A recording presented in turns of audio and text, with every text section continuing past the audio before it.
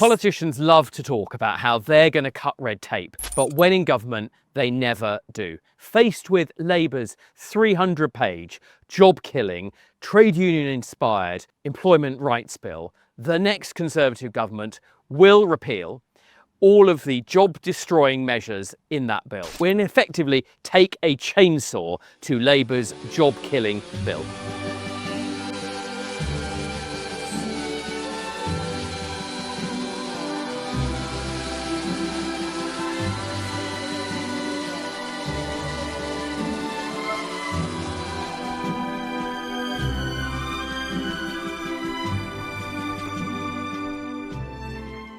It's business that creates jobs, not government. Socialists just don't understand that. The Conservatives do understand business, and that's why we will be taking a chainsaw to so much of Labour's red tape.